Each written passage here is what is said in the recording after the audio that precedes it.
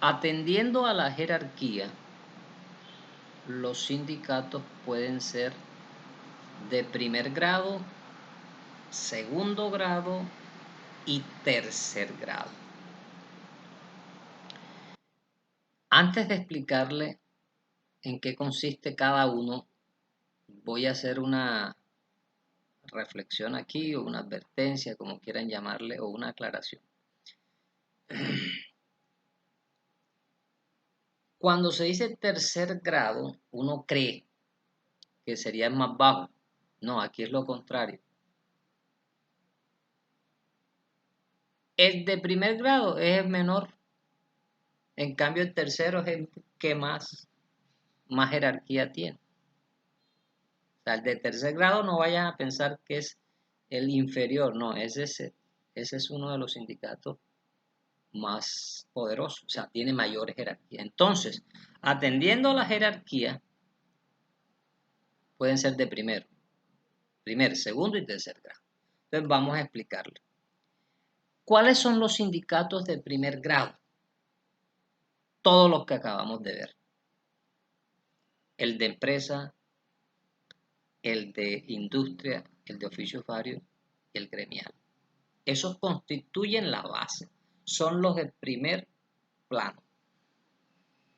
Entonces, miren, si 20 sindicatos, no revueltos, sino por ejemplo, 20 sindicatos de empresas, se unen, forman una federación. Y esa federación viene siendo el sindicato de segundo grado. Entonces la federación viene y asesora a los del primer grado. Está como en un nivel superior. Ya se constituye como el referente para la defensa de todos esos sindicatos unidos. Entonces, primer grado son todos aquellos. Si 20 se unen, forman una federación. Ahora bien, si 10 federaciones se unen, forman una confederación que vienen siendo los de tercer grado. Entonces, fíjense que ya la confederación va a estar por encima de la federación y la federación por encima de los sindicatos de primera base. Conclusión. Bajo esta tesis o atendiendo a este ítem, pueden ser de primer, segundo y tercer grado. Ahora, atendiendo a la naturaleza del empleador, ¿verdad? Porque también hay otras clasificaciones que son demasiado largas, pero tampoco nos vamos a meternos porque el tiempo es oro. Atendiendo a la naturaleza del empleador, pueden existir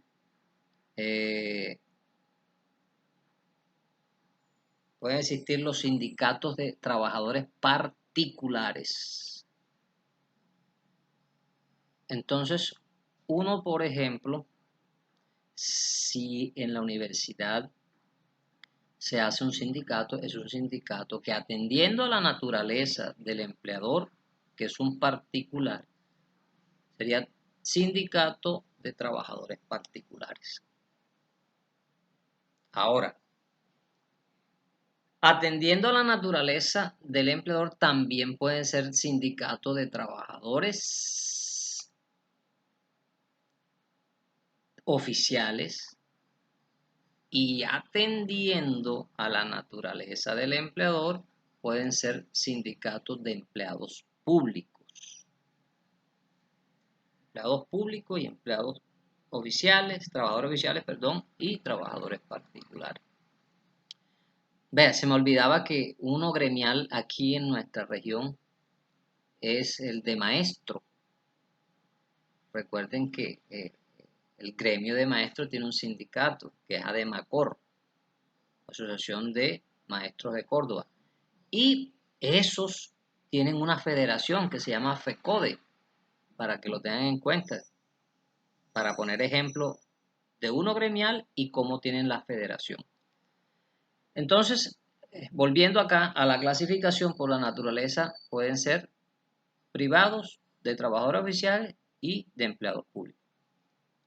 La ley 50 trajo una clasificación atendiendo a esto de sindicatos mixtos, es decir, aquellos conformados por trabajadores oficiales y empleados públicos. Pero ya esa norma hoy por hoy no tiene aplicabilidad, porque ya lo pueden hacer de manera independiente. Antes también, sí, está bien, antes también, pero resulta que los empleados públicos no podían negociar con el empleador. Recuerden que cuando hicimos los antecedentes legislativos, solo hasta el 2012 se le permitió a los empleados públicos negociar con el Estado. Entonces, como antes no podían, para negociar se metían los empleados públicos con los trabajadores oficiales, que eso sí podían. Entonces formaban uno mixto.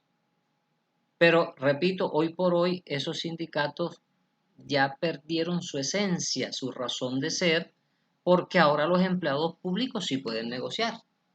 Entonces, más bien, digamos entonces que atendiendo esto pueden ser de trabajadores oficiales, trabajadores particulares y empleados públicos. Bien, dicho eso, pasamos a las actividades lucrativas. Las actividades lucrativas de los sindicatos la podemos encontrar en los artículos 355 y literal D del artículo 379. 355 y 379, para que se ubique. Yo los voy a leer, pero ustedes cuando escuchen la clase van hasta allá y miren, porque de pronto la lectura no coincide con el tenor literal, pero guarda la filosofía. El 355 dispone que los sindicatos no pueden tener como objeto la explotación de negocios o el ejercicio de actividades con fines de lucro, con fines comerciales. Eso dice el 355. O sea, en otras palabras, los sindicatos no pueden ejercer actividades mercantiles, actividades comerciales, actividades con ánimo de lucro. Y el 379, en el literal D de dedo, decía: se prohíbe a los sindicatos realizar operaciones comerciales con sus trabajadores o con terceros. Pues bien, desde ya les voy a decir algo. El 355 y el 379 en el literal D fueron demandados ante la Corte Constitucional. El primero fue declarado exequible con algunas salvedades que la vamos a ver, y el segundo fue declarado inexequible. Entonces vamos a ver por qué se demandó y cuáles fueron las razones de la Corte para declarar exequible uno e inexequible el otro en su orden. Los demandantes arguyeron de que esa prohibición en el 355 era injustificada, porque unas empresas, las otras organizaciones, sí podían hacerlo, pero en cambio ellos no. Entonces, ¿por qué esa desigualdad? Y además, que el Estado se estaba metiendo, era una intromisión, una injerencia del Estado al sindicato. Y recuerden que los sindicatos se crean sin la intervención del Estado. Entonces viola la autonomía sindical.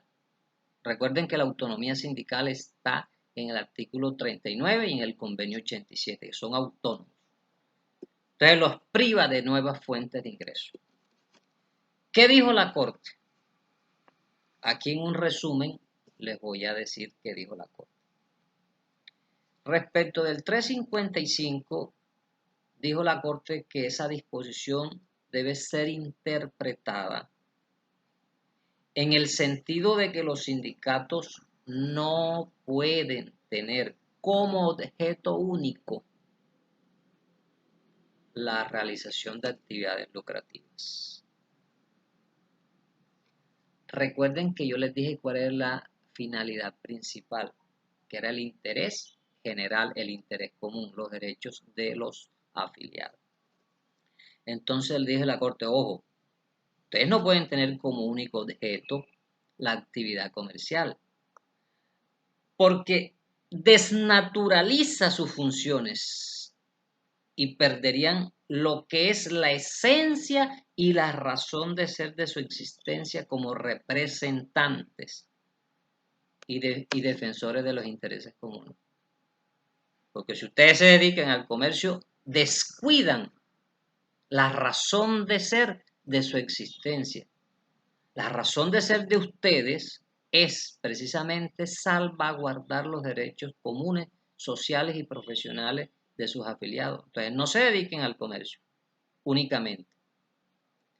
De modo que esa norma fue declarada exequible, pero con un condicionamiento o con una salvedad.